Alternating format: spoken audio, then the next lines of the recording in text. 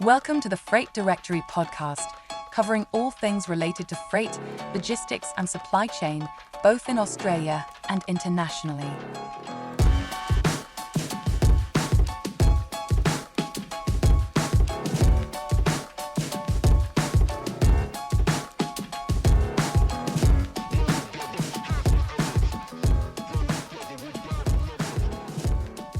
Hello everyone and welcome to the Freight Directory podcast. I'm Christine Contos and this is another episode of Freight Directory podcast, and today our guest is Zoran Ilic, founder and MD of ISS Shipping. And welcome Zoran, thank you for coming and joining us today. Thank you for having me. It's a pleasure being here. It's always great to have you around. Zoran, founder and MD of ISS Shipping. Before we get into that, tell me a little bit about Zoran. Tell me about your family growing up, your background. Well, I guess like most first generation or second generation Australians, we all came to this country with, great dreams of, working hard, buying a house and living a comfortable life. So I guess my story is no different to anyone else. We all came here and Mum and Dad busted their backsides off to make a better life for all of us. And, I've been fortunate enough that, I've had some success in a couple of parts of my life, being, sport and also business. And, I'm pretty comfortable where I am today. I've got a beautiful wife, wonderful family, and I'm a granddad. I'm going to be a granddad again. So, life's pretty good at the moment. Been busy, haven't you? Yeah. Well, not me. I think maybe my boys have been a bit busier than me. Zoran, did you grow up in Sydney? Yeah, we came to this country. I grew up in the Botany area. So were you born overseas? And yeah, I came here when I was 3 years old. So in 1971, I think it was probably. I think we came late in the year or something like that. Yeah. How old were you? I think I was just turned 3. So. And you remember it? No, not really. Okay, yeah. I think we got some photos that show me when I was little overseas. That's about it. All my memory of that. So very Australian, yes. Zoran Ilic, very Australian. So you grew up in Sydney, and you just went to the local high school. Well, as I said, we when we arrived here in Australia, there was a very large, in those days there was a Yugoslav community. There was a lot of different friends and family that came on at the same time. So we grew up in the Botany area, and then a bit later my parents decided to buy a house, so we moved into a suburb with a bigger backyard and so on. So we moved into the Torella area or Arncliffe. And I grew up in the St. George region, and have been there ever since. Fantastic.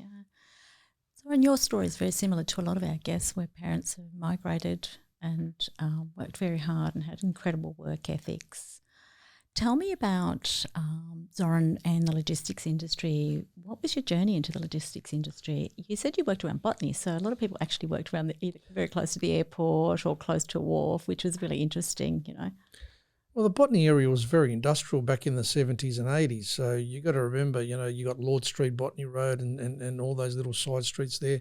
They were full of manufacturing plants and there was a lot of, small businesses that did, everything and anything. So there was a lot of work available and so on. So we all grew up, the Botany pub and, the Banks Meadow pub, everyone, hung around there, and you'd see a lot of trucks coming in and out and so on. So, I guess I was in and around, but, subconsciously I didn't know that I was going to end up in that industry. But, I've been very fortunate to have some friends that started, straight after high school and told us how great it was to drive a company car and go to the city and collect documents and play pool at the local pool place. And what were they doing? Were they runners, marking off bills? And in today's world, everything's electronic. So you click a button and things pop up on your screen. In the old days, you had to, collect an original document or some sort of document,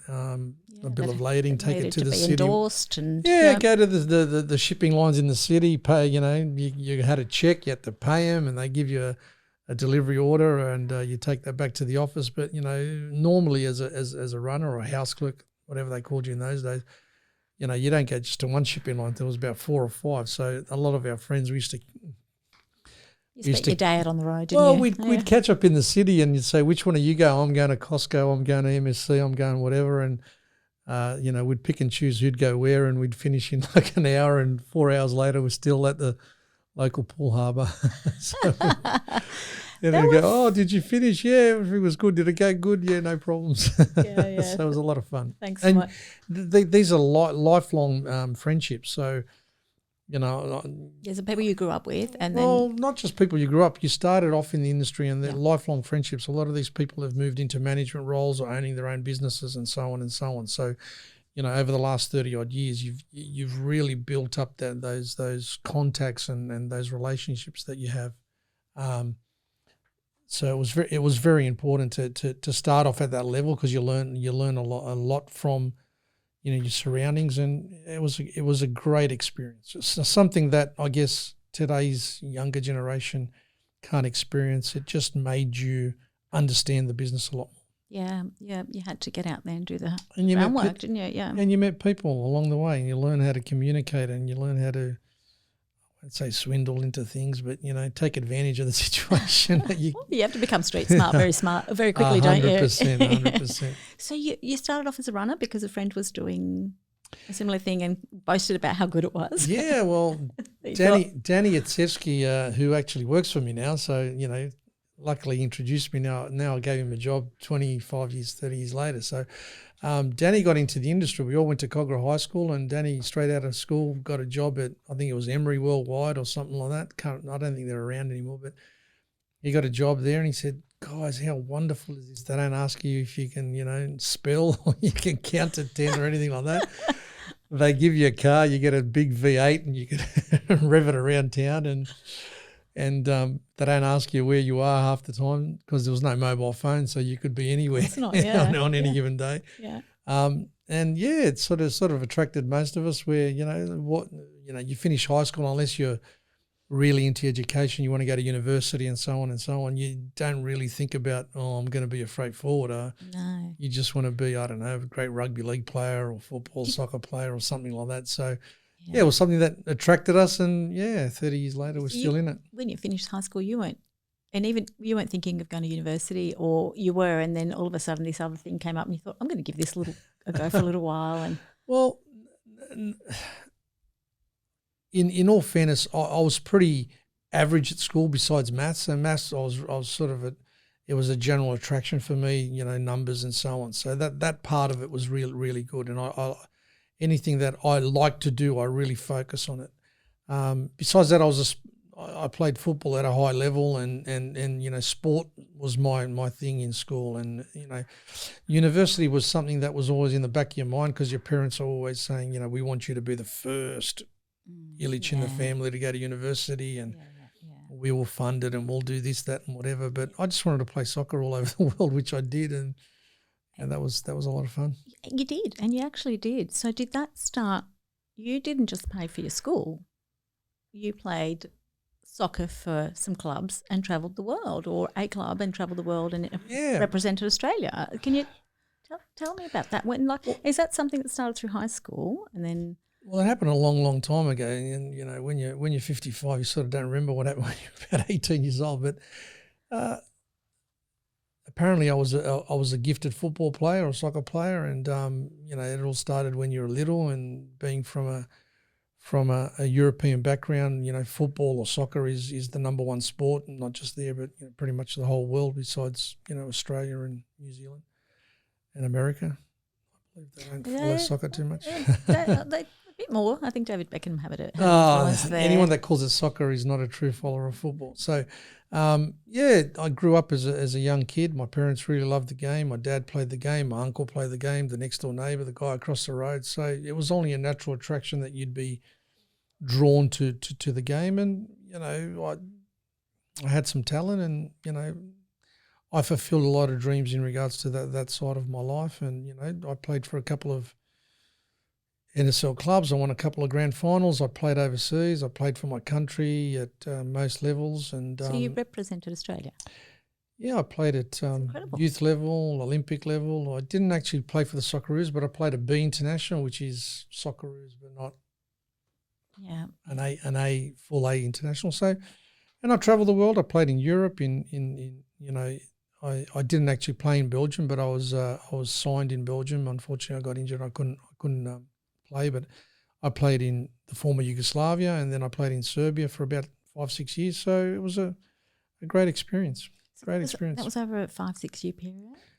Yeah. So, I started playing at senior level when I was about 17, and I retired, I think, when I came back from Europe, I was 27 or 28, and I retired at about 35-ish. Wow.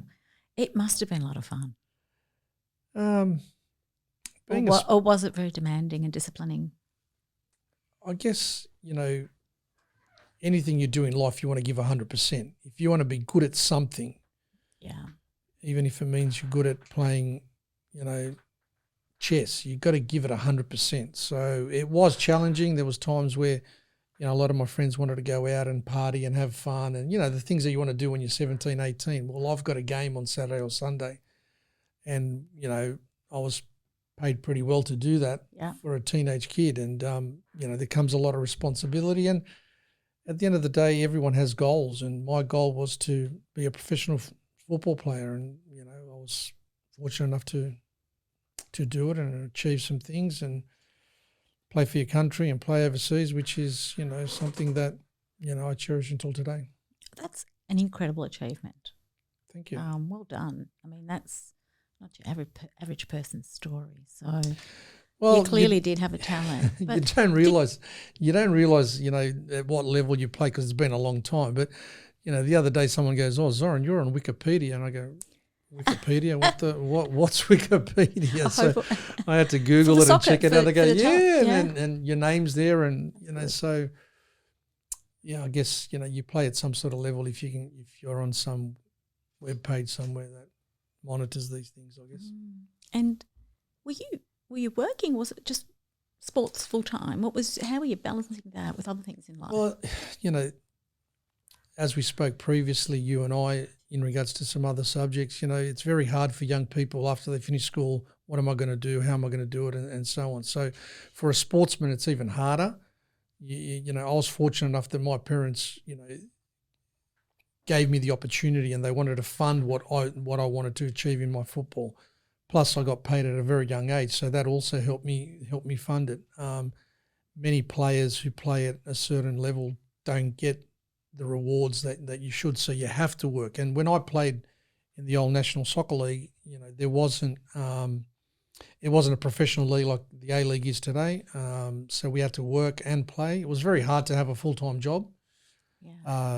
Because particularly when you're representing your country, like you could get called up in 2 weeks and say, we're going to England to play a 6-week tournament. So you go there for 2 weeks preparation, 2 weeks tournament, and then 2 weeks of, I wouldn't say parties, but, functions. No, well, there's functions that you need to go to after that. So, it was very hard to have a full-time job and be able to, play professional football. So you had to choose one or the other. So for that period of time, that was your focus, professional football? Well, I focused 100% on that, but there was times where, you got periods where you don't travel and, the season's over in football, so you have a couple of months off that you don't really do much. So you try to get a part-time job. I think I worked at Grace Brothers in Broadway, which was great. It was in the record section, so a lot of people used to come and visit, and it was pretty interesting. Yeah. You work at a sports shop or something like that. So there was always some part-time work that you could get in between when there was opportunities to do that. Yeah. Wow. So you get an injury and you couldn't play for, was it Belgium, did you say? Or? Well, in 1992, just before the Barcelona Olympics, I was part of that squad, and, you go and you get your suit made up, and they give you your polo, and they give you all the gear and everything to go to the Barcelona Olympics. And I got injured during a game and I had to have an operation. I couldn't go to the Olympics, and then my contract that was set up to go overseas, you know, you have to do a medical, and if you don't pass a medical, you don't sign the contract. So unfortunately that didn't happen, but, you know, 6 months or so later, after a bit of rehab, a lot of rehab and a lot of soul searching and so on, the Olympics were over and I stopped moping and all that stuff. I was ready to try my next adventure, and I went back overseas and spent the next 4 or 5 years. Probably the best time ever, because there was no pressure, there was no you have to be the best, you have to do this, that. It was a period where I could enjoy myself, and I went to a country like Serbia where football is something that every minute of every day everyone talks about it. So I lived in a hotel, everything was paid for. Oh, what a life! Yeah, all you had to do is just concentrate and play football. So, which was a hobby. I mean, you loved it. You're passionate about it. So it wasn't work, right? It was a lot of fun, and I met my wife, who was a basketballer in the same town, and so that period of my life is something that I look at very fondly, because it sort of prepared me for the next stage of my life, being a father and a husband, and in one aspect probably not the greatest part, because I had to become really serious and get a mortgage and work full time. So at some point then do you go, well, I'm going to get into the workforce and stay in the workforce, because I can't be playing soccer for the rest of my life? And well, today's football, everyone earns a bucket load of money. So even if you're a reasonable player, you should be able to, after your career's finished, that you can live very comfortably without working full time. Of course. Yeah. I was 27. I was married. I had a kid. Came back to this country, because in that region where I played in Serbia, there was a few little wars back in the 90s, and I came back to this country, and it was very eye-opening, because football here, in regards to a salary package, wasn't at a level that could sustain you to be able to have a good life in regards to being able to support your family and purchase a house and so on. So an uneducated ethnic boy from the back streets of Torella, no education, my chances were not very good. So I just switched on. I just made a decision that football will be a secondary part in my life, and the next stage will be work. And I had a few odd jobs here and there, and then a friend of mine, Zed Markovsky, who also now works for me, gave me an opportunity to get back into the freight industry, and I've never looked back. Fantastic. So, you're destined, obviously. What did you do after that? Like, did you join? Well, I worked for a company called EEC Couriers. So basically what EEC Couriers did was they went from one company to another, one forwarder to another, and collected their documents and their checks. Mm-hmm. So pretty much I went back to where I started 10 years before that as a junior house clerk. And that's how we started. I was collecting documents from freight forwarders going to the city or to Customs House or whatever, and processing all the paperwork, documents, checks and so on. And I was fortunate enough that one of the companies that we were collecting documents were looking for a transport person, and I put my hand up, and I was given the job. I mean, I don't know how he gave me the job. He asked me if I knew how to work a computer, and I've never seen a computer in my life. But my response was fantastic. I said, yeah, bloody oath. I can do that. That looks pretty easy. Yeah, seize the opportunity. Yeah. I still don't know how to turn the computer on properly. But, it was, the changing point in my life. And, I thank Zed every day that, he helped me get back into the industry, and it's allowed me to be who I am today in our industry. Yeah. Okay. So you get back into the industry, and you're working in industry for a few years. At what point does Zoran say, I'm going to go and start my own business?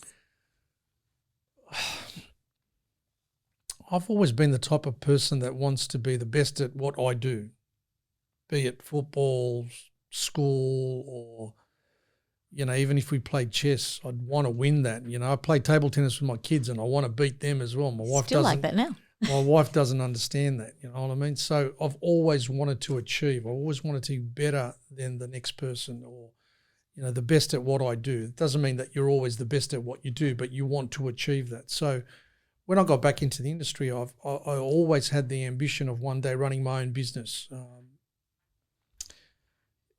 Not because I wanted to, have riches and drive a Ferrari and all that. That's great. That comes from hard work, and I don't begrudge anyone from doing that. That's put the time and effort to get to where they can afford that. What I wanted to do was, just work hard and be my own boss and run a business that I'm proud of, that I put the hard yards in and so on. So it was something in the back of my head. Probably when I started at EC, it was 5,000 miles away, but it was something that was always in the back of my head. And my wife always, she knows what kind of person I am, and she had no doubt that was going to happen one day. And, fortunately, we got to, a company called Intertraffic bought the company that I went to, and then Mainfreight bought Intertraffic. So I went from a small little 5-person operation to a company that had, 150 or 180 people Australia-wide. So that gave me the opportunity to learn more, understand the business more, move into different departments and get to know different parts of the business, which is something that's very important in our industry. People don't understand that you can be pigeonholed and you can do either air freight, sea freight, or imports or exports, or just customs clearance or transport. I wanted to learn every part of it. If you're going to own a business one day or set up a business or be a senior manager in any operation, you need to understand every part. So that's very important. Yeah. So you moved around. You got into a big company and you moved around. Yeah. And did you find? So you did a bit of everything. I hear you did. Sea freight, air freight, cartage, sales. I think it's very important that you learn every aspect of the operation. But it got to the stage where I'm very loud and I'm very out there, and I say what I think and feel, and sometimes that's not very conducive in an office environment. And one of my bosses said, "Zoran, you scream too much in the office." Oh God! And you're very loud. And being European, I guess we talk with our hands and arms and feet, and we're very loud. So he said, maybe you should think about talking to people and doing sales and stuff like that. And I went, oh, does it pay more? I love that. And they said, yes, it does. I go, excellent. When do I start? So, a month later, I went from my transport management role into a sales role. And within a couple of years, I was fortunate enough to study, understand, be mentored by a very good guy, Harry Kalabukas. I became one of the better salespeople, and the rest is history, I guess. Once you get into that environment, you start dreaming bigger. So you've gone into a sales role, you've been mentored, you've done a lot of learning, and you're dealing with customers all the time. So what makes you decide it's time for Zoran now to – you've always dreamt big, so that was always going to happen. But what was the defining moment? Now I'm ready. Well, there was another episode after that. I guess, after Mainfreight, I was, being one of the leading salespeople in the business. Our industry is big, but it's small. So, people hear in the market that, someone's doing well, and then you get, I wouldn't say targeted or poached or so on, but, you start getting some attraction from other companies, and, Toll Global Forwarding, now it was Toll International when we started it, approached myself and my state manager then to open the operation in New South Wales. Toll, as we all know, it's a top 10 or 15 biggest companies in Australia. They largest, trucking, warehousing, distribution business, but they never had an international part of it. And like every company that's on the stock exchange, they're always looking for additional revenue, profits, etc. They decided to open up an international division. So myself and Keith Dixon opened up the New South Wales branch with another young lady called Keshni, and we had, I think, 2 or 3 people in Melbourne, and that's how Toll Global started. And unbelievable. So you're there at the start of Toll. Well, I think now they've got they're massive. 20,000 people worldwide. Yeah, when I left the New South Wales branch, I think we had about 180 people. So it was a sizable business. It was something that it made me grow even more, because I went from a sales management role to the state management role. And running a business of 180 people is very challenging. Yeah. But then you start, like you said, thinking big. I had the opportunity to, I had some very good customers that were loyal. So they came, they moved with me when I moved from one company to another. Not that I had 15 jobs, but I went from one company to another. And then when I opened my own business, it was a natural progression that these customers of mine who were very comfortable with the way I operated, the way I managed their accounts and the way I serviced them, they were very comfortable to move over to my small little operation. And, I was fortunate enough that my biggest customer moved with me, and I was very fortunate they also allowed me to use their boardroom as my office initially. A great story. And, it's sort of, it's grown from there. Wow. So you moved in, you've got your own business. I mean, that's an amazing story with Toll. So you're a startup of a company like Toll, which is global. You've moved over now, you've started your own business, and you're in the boardroom of a customer. Tell me about it. What was it like? How did you feel? Well, I guess... Did you know in your gut, you just go, yeah, I know I'm on the right path, even though this is a little bit scary and I'm just going to look forward? Well, it's, ISS is 15 years old this year, so, we're a mature business. But 15 years ago, I had 2 teenage boys. We just bought a house. Oh, wow. I was mortgaged to the buggery. Yeah. So, and you're working for a big company, a solid company, and my kids grew up, I was at Toll for 7 years, and, my kids would go, "Oh, Dad, there's your truck. It's not my truck, it's Toll's truck." Yeah. But, you're sort of, your kids identified you because that's all they knew, that Dad worked for Toll, and it's a big company, and all these trucks everywhere, they're Dad's trucks, even though they weren't. I wish they were more, but they weren't. So cute, yeah. And then when you open up your own, you go from being in an environment where you've got a PA, you've got 180 staff, and all of a sudden you've got to do a lot of things by yourself. Yeah. I was fortunate that, one of my good friends came over with me, and he did a lot of the operational side, and he had customs knowledge, and it allowed us to be able to manage the new business and the new accounts. But, with any new business, there's a lot of challenges. I mean, the biggest challenge for small business is finding the right staff, money, cash flow, all that stuff is I could have grown the business a lot quicker if I had the cash flow and the money in the account. Unfortunately, you can't bring every business on because you can't afford to bring the business on. Yeah. And, we had to stage our growth over a period of time to be to be able to sustain and operate these businesses without impacting their logistics. Yeah. Which is very important when, you've got companies that are moving thousands of containers. You can't say, "Sorry, I don't have 10,000 to pay for that job today." Yeah, I understand. So you've got your own business now. You've been in enough roles, and from what you tell me, you're pretty strategic. You do think about things deeply, and you're pretty responsible. So you've got your own business now. You're trying to grow it. What are the challenges? There's cash flow, but there's a lot of other challenges. I guess, working, when you first started, as I said, I was in the boardroom of one of my customers. So your first challenge is to, try to get out and be able to afford your own place. And I was fortunate enough that, we could purchase the building that we're in today, and that made life a lot easier. We don't have to pay rent, and, we don't have to worry about, are they going to move us out or so on and so on. So, being your typical European bricks and mortar, that was number one priority. Number two, we didn't take big salaries, so we try to keep all the profits in the business. Our biggest challenge was, as a business owner, you can't do everything.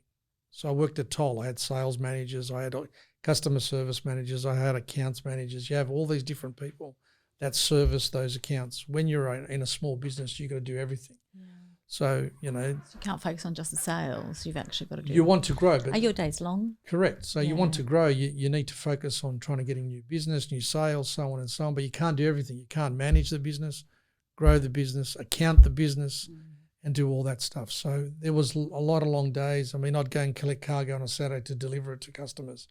Did you at any stage think, what have I done here? Or well, when you're in a situation like that, I'm very determined. There was a common goal for me, is to get to the business to a level where not myself but all my staff and everyone associated with the business is comfortable and we can look after everyone. So I was very focused on that. I never once wavered from where I wanted to be. There's always that doubt in the back of your head. Life was very easy at Toll. I got paid very well. I had a corporate card. I traveled the world. I did everything and anything I wanted to do in regards to, and you can talk to every and any company you want out there to get new business. All of a sudden you're sitting in your car and you're trying to work out how you're going to pay the next, $78,000 on Monday. So there is a lot of challenges. And then, the other challenges are, there's competitors in the marketplace. Customers are always looking for a better price or a better service. So you always got to be on your toes. You got to be prepared. You got to make sure that you do the best by your customers too. And the environment would have been very different back in 2009 compared to today. Well, I guess it was. Volumes were less. Well, Australia in the overall international movements is a very small proportion, and it's not something that, you got to remember. I think someone said to me, an American partner, "Hey, mate, Chicago has 20 million people. You know what I mean? Why would we go to Australia?" Yeah. So, we got to understand where we are in the market. We're a very small component of the total logistics movements worldwide on any given day. Yeah. And we're a long way away from the rest of the world. And we're a long way away. But 2009, we started the electronic, phase where everything started going electronic. Yeah. It made life easier for business, where instead of having 3 staff, you could have 2 now, because, you didn't need someone on the road to go collect documents and so on. Communication was done a lot quicker. There was a lot of benefits for a business owner. Obviously, to be able to go to the next stage, you've got to bring the right people on board, the right smarts. This new younger generation understood the internet and all that, because that, for me, even today is challenging sometimes, because, things are changing at a rapid pace in our industry. Absolutely. And being on your telephone as well. Well, being a 55-year-old, we didn't grow up in that space, and this new generation, they know how to do. Yeah. Well, they can do whatever they want with their eyes closed. We can't. Yeah. So there was some challenges, and I think that there was a lot of positives. I think there's a lot of positives that have happened over the last 15 years, and the challenges that we had to put up with in the early days. Every company that starts even today or then or 50 years ago faced the same challenges. Yeah. Was COVID 2020 tough? How did you, because everyone had to adjust?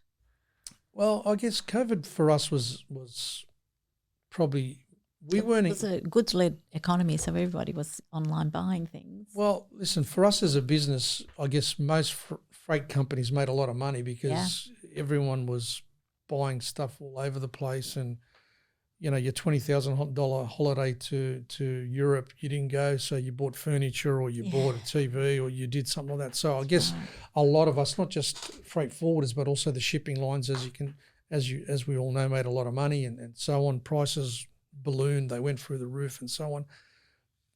There was challenges, I guess, with staffing and restrictions and so on and so on. So from that aspect, we did have some issues, but forwarding was an essential service, wasn't it? We were an essential service, so we could move around and do when I say do whatever we want, we could move around and come to work and go home and collect stuff at the airport or cargo at the airport or at the terminal and so on. But we faced the same restrictions as everyone else, and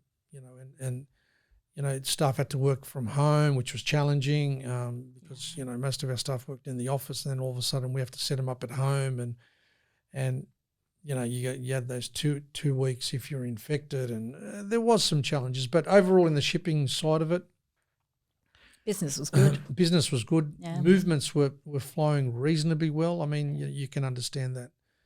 If you're an operation of 100 staff and 30 of them have COVID this week and have to stay home for 2 weeks, it's going to affect your business and the turnaround of the movements of the freight. So there was a lot of challenges around that period. So we survived. Yeah, we did. And have you settled with the hybrid working model? Is that something you? Because that seems to have stuck around. But are you a bit old school? Everyone's got to go back into the office. I don't. I like to learn from the new generation. All these different things that they've introduced, not just in our industry but into the world. I'm happy to learn because there's always positives to everything, and I guess there's negatives and positives to everything. But I guess that part of it has opened my eyes that we can operate anywhere. Yeah. So I'm opening up an office in Mykonos. Oh, wow. In July. Can I work in that office? August. No, I'm just joking. No, it's opened up my eyes, and I'm really big of we, and what I mean by that is that the business is not Zoran.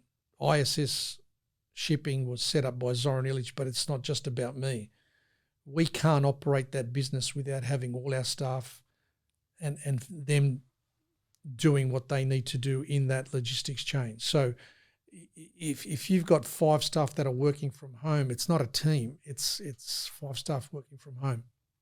So I, as a business owner, I think 99% of our staff are back into the office, and I prefer that because you can build morale, you can build a team, you can build enthusiasm, you can mentor. It's very important because I believe, and I'm not always right, but I believe that the team always beats any individual.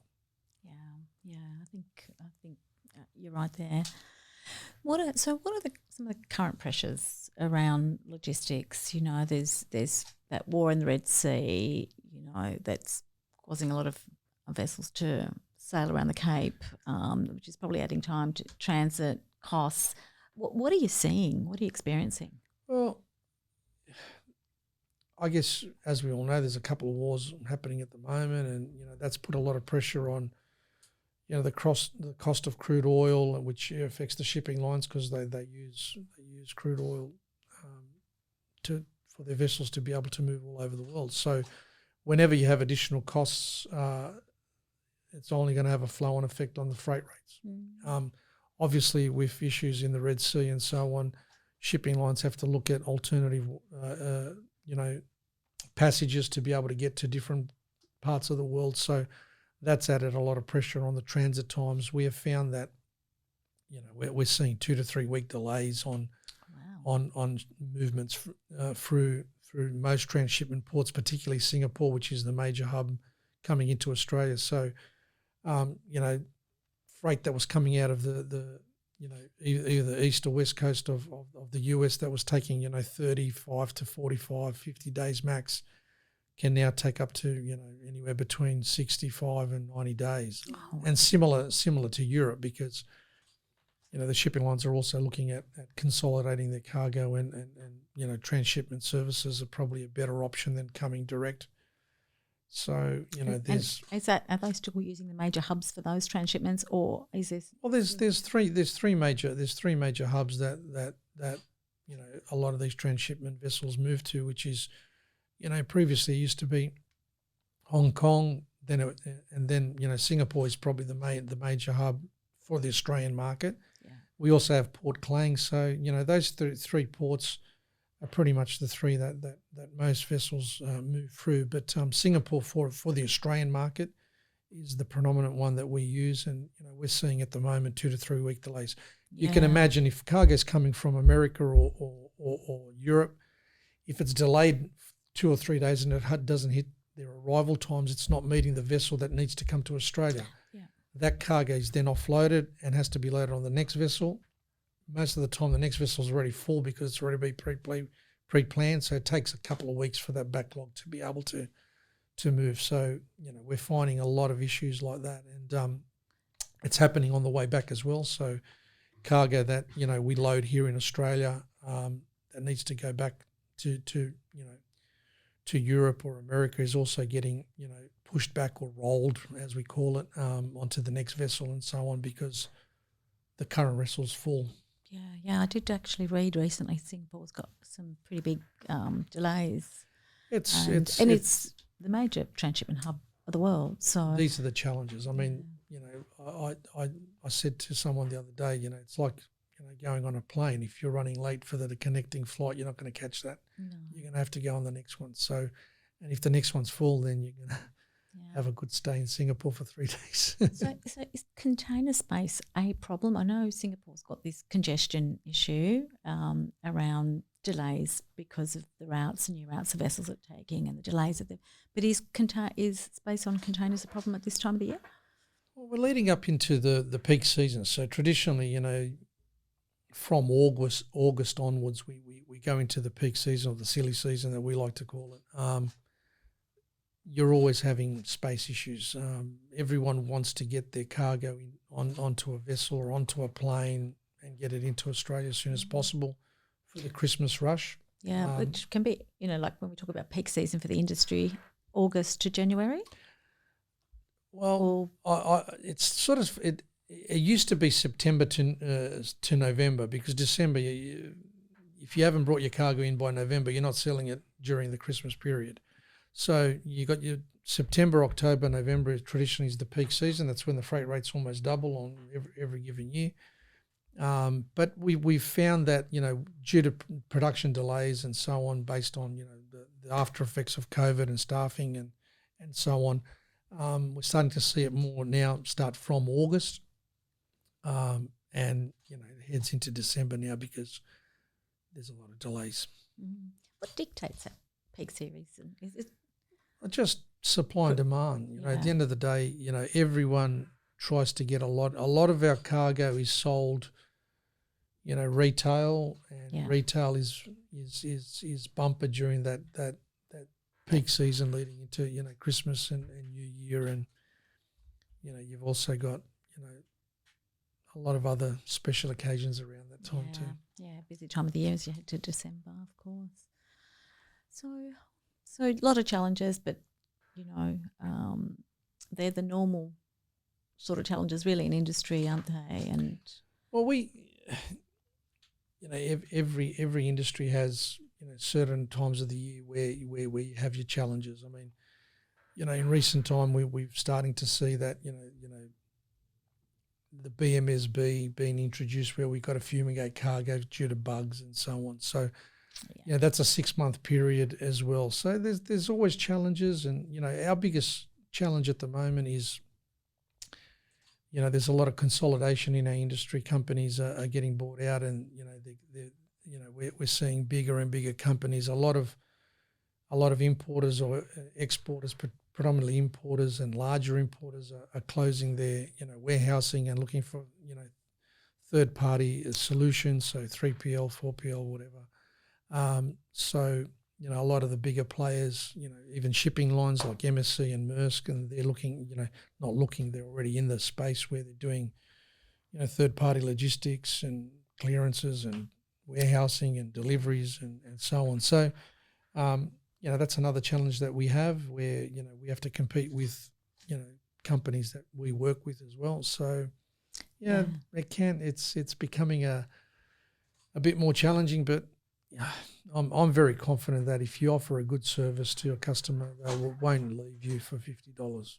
I tend to agree because it's actually, when you think about logistics from end to end, it's quite a complex.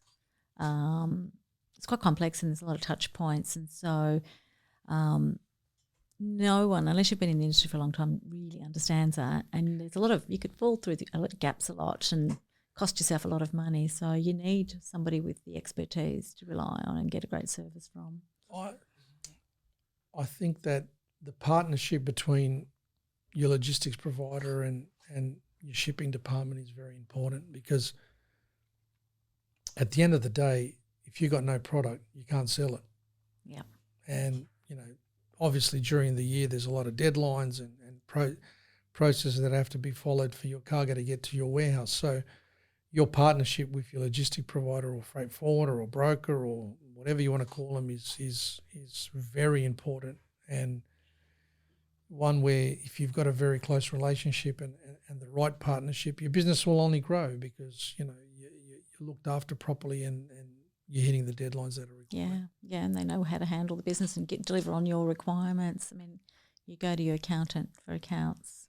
Correct. You go to your financial advisor for investments. So everyone's got one dentist, so come to ISS Shipping. Yeah. We're like your dentist. Tell me, you mentioned that's not good, eh? No one likes going to the dentist. Not really, but we do. Hairdresser, that's a hairdresser's a good one. Yeah. You mentioned earlier on that hiring talent, sourcing people, to be part of the company is always a challenge. Talk around that a bit. What's the challenge around that? Is it finding people with the capability and some experience, or is it finding people who are hungry to learn and be given an opportunity?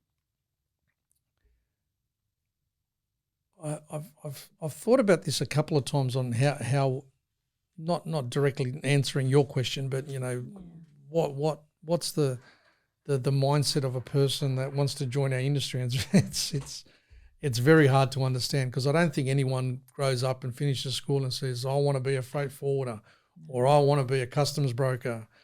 Everyone wants to be a marketing manager for Adidas or Nike and travel the world and, wear their Armani suit and have an expense account. Our challenges are we need to explain to the younger generation that the opportunities are endless in our industry. You've got to remember that we work internationally. So this week you could be working in Sydney, and in 2 years' time you could be the general manager of a business in Singapore, or you could be the sales manager of a branch in the UK, or you could be, the logistics director of a division in France that's moving stuff for the Olympics in the next couple of months. So this is something that we need to, as an industry, focus on to put out there, so younger generation people, in their in their years of 18, 19, 20, understand that there's endless opportunities in our industry.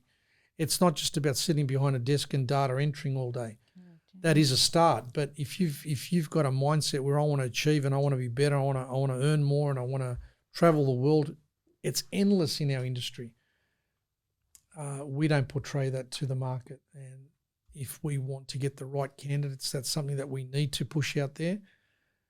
It's with a limited workforce, the costing of staff is going up. We've also, because we're an international division, a lot of our competitors that are multinationals have the same staff working in the Philippines or Malaysia or Indonesia for a tenth of the salaries that we have here. So they're challenges that we need to look at. But, I'm a great believer of hiring Australian people. When I say Australian people, Australian staff, people that live here, have a mortgage, have children, pay their bills here. I'm a great believer that we need to, push to get more and more of these younger kids that want to achieve in their business life into our industry. And we've got a lot of smart people in Australia. Yeah. So we, build the skill sets here and the knowledge here. 100%. Yeah, there's always a risk, I guess, with going overseas, isn't there? And the risk isn't as I would assume that 20 years ago when this started there was a risk because that was the great unknown. But now there's a lot of Australian companies that have moved into those regions that specialise in this, and a lot of the multinational companies who have offices are already doing this on a regular basis. So a lot of those staff are moving around to different companies, and I don't think it's a risk as it used to be. But I still think that we need to have good young people that want to learn and want to experience and are smart enough to get our industry, or continue this industry. We've got to remember Australia is an import country. Majority of what we have here in our country or on this table is made somewhere and has to come here. So this is an industry that's has been around for hundreds and hundreds of years, and it's going to be around for hundreds and hundreds of years to come. And while we have technology, you'll still need people with you in the business 100%. And in the industry. Well, you never know. AI might change a lot of things, but still, the people that are putting these AIs and so on together, we need those people. And even in our industry, someone has to press a button somewhere for that to happen. And, I guess our industry is also pushing that. A lot of the work has to be done here in Australia as well, particularly in the customs side of the field, because, we've got to make sure that, everything is done properly. Yeah, well, America, places like America, they actually prohibit for those sort of services to be done overseas because it's a security risk. So, I guess in the big world that we all live in today, particularly in our industry, we deal with most countries all over the world. Security is a big thing. Something that we all need to be very mindful of, and we all need to be on top of. I mean, for a small business like us, we spend a fair bit of our profits making sure that we're not exposed to anything like that. But some of the bigger boys are spending a lot more money, and we need to be very mindful of the security, particularly what we do. We deal with government bodies, terminals, airports, etc., etc. Yeah. What advice would you give somebody that somebody young in particular, but anybody that's keen to? He's listening to this and saying, well, maybe I can build a career in the industry. What advice would you give them, Well, I've always been one that, says to everyone, think big. You might not become big, but think big. It's not day one, it's one day, I just look at myself as an example. If someone told me when I was 15 that, I'd run a business in the freight industry that employs 25 people in Sydney, Melbourne and Brisbane, and, we move a bucket load of freight all over the world in and out of Australia, and we turn over, XYZ dollars. 15-year-old Zoran will probably never believe that could ever happen. But, you've got to think big. These younger generation, I'm just only one example of many examples of hardworking, young kids that came into this industry and have really grown into a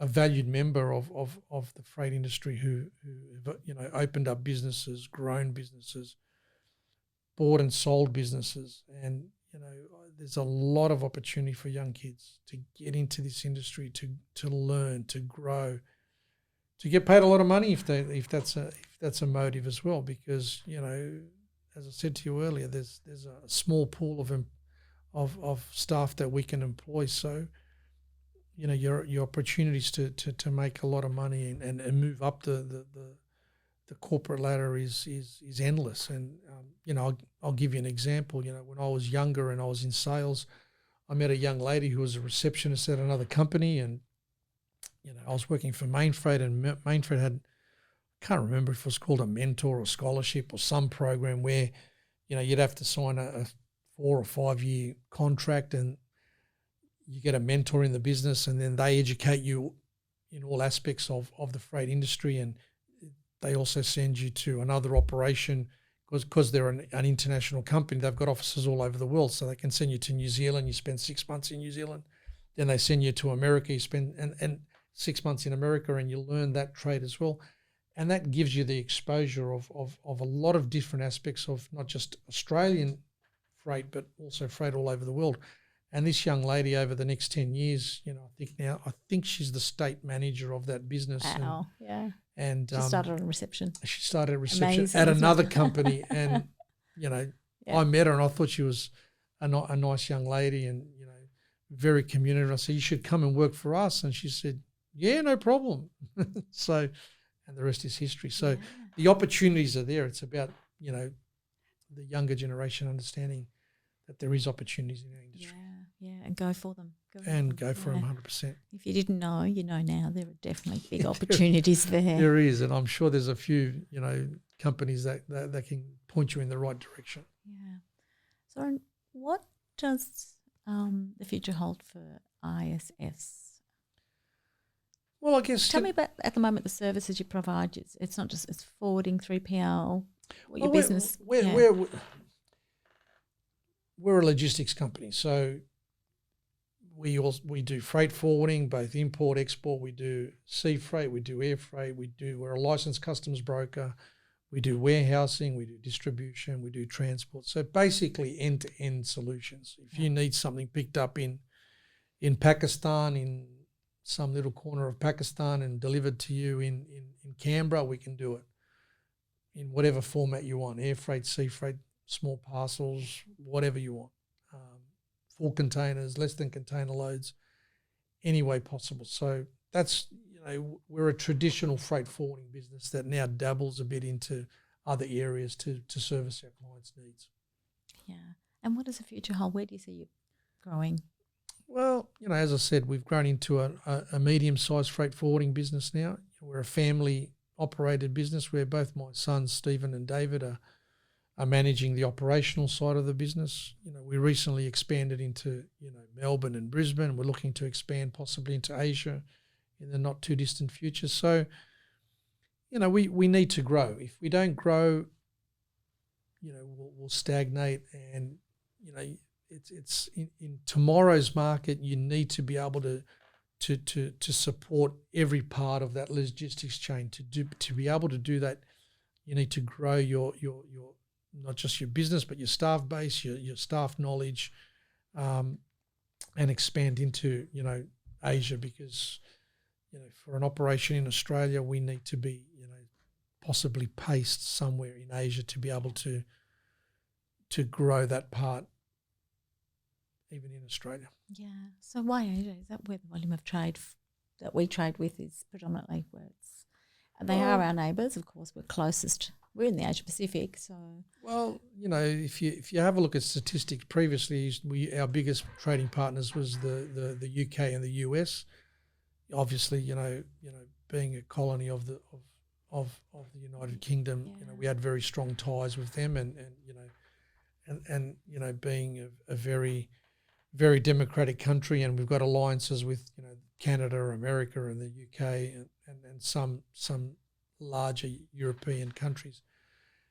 Asia over the last 20 years, predominantly China is a big player in the Australian market. So I would say that somewhere between 60% or maybe a bit higher, 65% of all cargo that comes into Australia originates from China. Yeah. So, it's only a natural progression that a lot of companies that hit that, medium-sized type of business looks at expanding into Asia, where, let's be realistic, the more you touch the freight, the more money you make. So if you can touch the freight in Asia, you'll make more money than just touching it in Australia. So we're looking at a footprint where we can expand our operation into different parts of Asia. And if that means going into places like Singapore, Thailand, Malaysia, Indonesia or China, then it's something that we seriously need to have a look at if we want to be able to compete with the market in the future. And you want to keep growing, of course, yeah. Well, I would like it to grow a bit more, but I guess, as I said, my kids are in the business, and, the future is based around what they want to achieve. It's not just what I want to achieve. I'm pretty much there to mentor and help and guide and so on, but, they're the ones that will have to, have to perform and grow it further if that's something that they want to do. Yeah, okay. So, yes, it is a family-run business and the boys are running it. And I guess when I say, Zoran, what does the future hold? You are there, as you said, in the capacity to support them. I guess they will eventually take over, and Zoran might eventually pull back and relax a little bit. I don't know if Zoran can ever relax a little bit. It's not in my DNA. I've pulled back a fair bit in regards to the daily operational side of the business. So Steve and Dave pretty much run all that. We're pretty lucky that we've got some senior people in the business. As I said, Danny got us into the industry and Zed got me back into the industry. They both work for me. We went to school together, so we're all in our 50s, and they're great mentors for the kids. So if they, as much as this younger generation thinks they know everything, they don't know everything about everything, and neither do we, us older people. But, it's always great to have a mentor that's been in the industry for 30 years. You can always run something by them. But, the Zoran will relax a bit more and the kids will take they'll play a bigger part and a bigger role in the future of ISS Shipping. Yeah, wonderful. So, and the reason I ask is because I know you've got a grandson. The love of my life. Granddad number 2, and he's absolutely cute. Yeah, so. The love of my life, little Vookie. I guess your perspective on life changes, and, a lot of people say, when you become a granddad, you'll understand what we're talking about. And you're like, I love my kids. What are you talking about? Yeah. But the best part is that this little thing that is so small, sometimes you can't even see him. You come home and he's at your place and he just runs and says, Dada, Dada, Dada, I love you. I mean, you could have the worst day on earth and then that just picks you up and just gives you the energy to not just be a granddad and so on, but it gives you the energy. It just gives you this energy that is just unbelievable. Yeah, and I look forward to Steve's having another little baby girl in October. So I'm looking forward to the next stage of my life, which is, sort of slowing down a little bit and doing the granddad duties. Doing the granddad. And are you the good fun granddad? I'm teaching him things that my daughter-in-law tells me I shouldn't be teaching him. So he's going to be a cheeky little bugger, like his granddad. Like his granddad, yeah. Zoran, thanks for your time. We're going to do a quick fire round of questions and make it a little bit more relaxing. And then we've got a question from the last guest for you. So at the end. So you ready? I'm always ready. What legacy do you want to leave? Legacy. That's an interesting question. The legacy I think that everybody wants to leave is that, you've played a little part in making our industry a little bit better. I mean, we're all busy and we all want to achieve and we all want to grow and, get new business and whatever. But I think, in our industry, you want to be able to say that, what I did, I made a little bit of a difference in that part of it. So, yeah, I guess that would be it, and just a good bloke, I guess. That you are. All right. And what advice you've come to where you've come to in life? What advice would you give your young self if you had to now? Well, if you could have, I should say, because be the best soccer player you can and earn millions. I think education is very important. When you're 14, 15, 16 and you're a sports person, you sort of, that's something in your life that's sort of secondary to what you want to achieve in sports. But I think, a lot of older people have told me you're one injury away from never playing again. And I got an injury at a bad time and I never thought that would ever happen because I've always achieved what I wanted to do and never thought that could happen to me. So I think, 15-year-old Zoran should have maybe concentrated a little bit more on school. And I did finish my education after I finished my sporting part of my life, but I think that would be one part that, and I know a lot of parents say, education is very important, but I think it is very important. Mm-hmm. And I didn't realise that until I was about 35, that, knowledge comes from reading or from a book.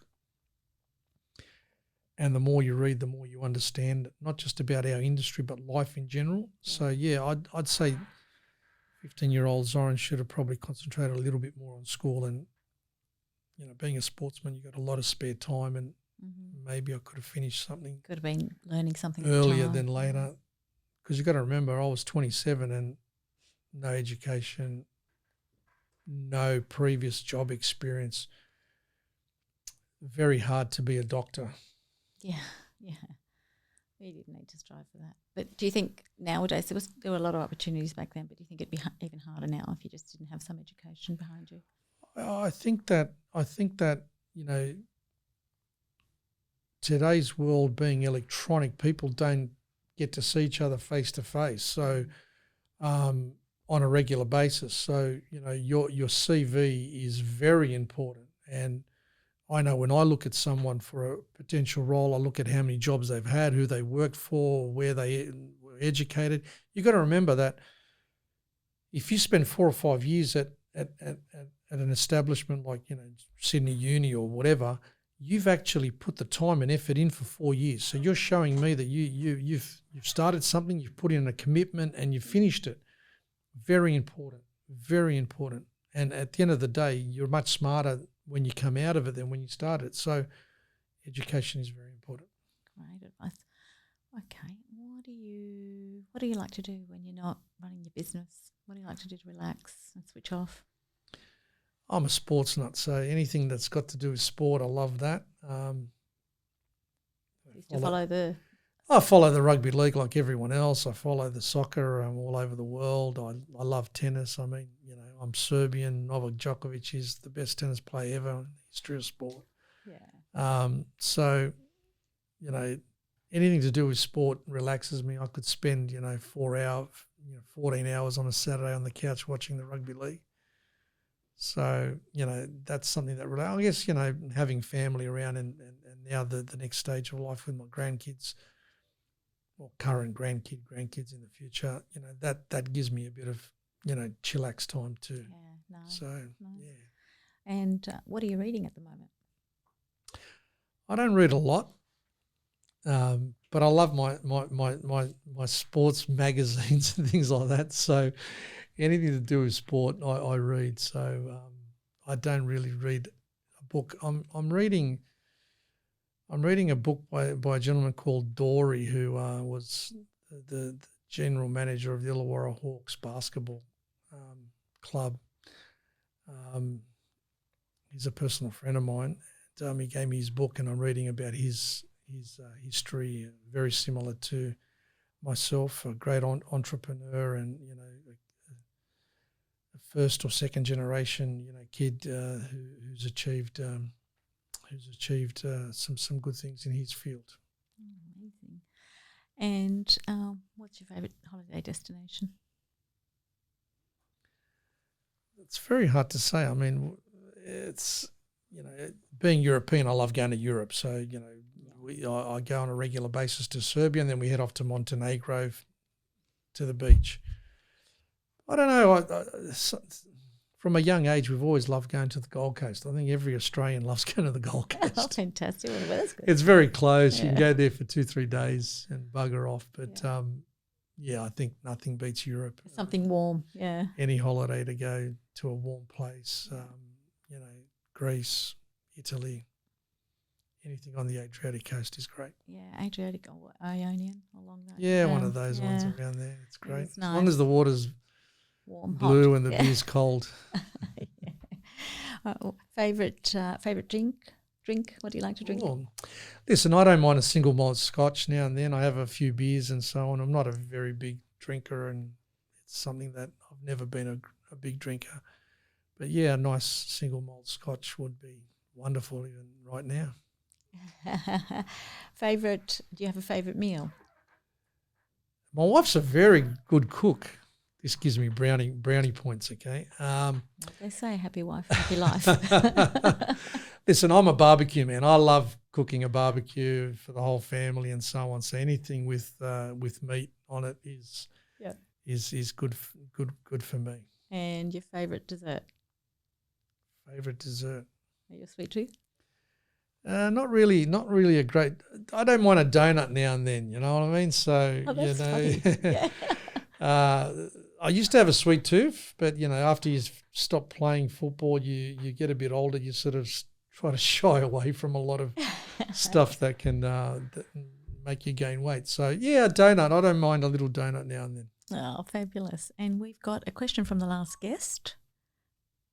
what legacy do you want to leave? Which is what I asked you earlier on, but maybe you could just talk to it a little bit more. Legacy again, geez. Well, I'm a legend, so Nah, that was a bad one. That one. Listen, legacy. I just want my kids to say that I was a good dad. You know That's what I mean? really at the heart of it. You don't make it as a person. I don't care about my sporting achievements, my work achievements, none of that stuff. If my kids could turn around and say he was a good dad, and my wife says he was a good husband, that'll do me any day of the week. Yeah, that's fabulous. Zoran, thank you very much. Where can people find Zoran and ISS Shipping? Well, all the socials are through Paris Media. You can go online. We've got a YouTube channel and all that stuff. I'm sure you can go to www.issshipping.com.au, and all our numbers are on there, and LinkedIn, Facebook, Instagram, all that stuff. As I said, we're on all those socials. We just want to be able to make a small little difference in someone's importing. So, one thing that we do, and I think that, most smaller to medium-sized companies, we give you a personalised service. That beats any freight rate, any delivery, you can have all the planes and everything and ships on earth. It's very important to be able to offer a service that your customer respects and appreciates, and understand that it's going to happen every time. ISS Shipping is all about service. It's all about our customer, and I believe that we have some of the best staff in the market. So we're one phone call away. So you heard that, everybody. You know where to find Zoran and ISS Shipping. Get on all the socials, but you can also find them on the Freight Directory webpage and listing under ISS Shipping Services. Thank you again, everybody. You can follow us across all social platforms at Freight Directory on LinkedIn, YouTube, Instagram, Facebook, TikTok and more. And you can also find us on some other podcast platforms, including iTunes, Spotify, and other. So thanks again to our guest today, Zoran from ISS Shipping Services, for sharing their valuable insights and experiences with us. And thank you for listening to us. Please follow us. Thank you.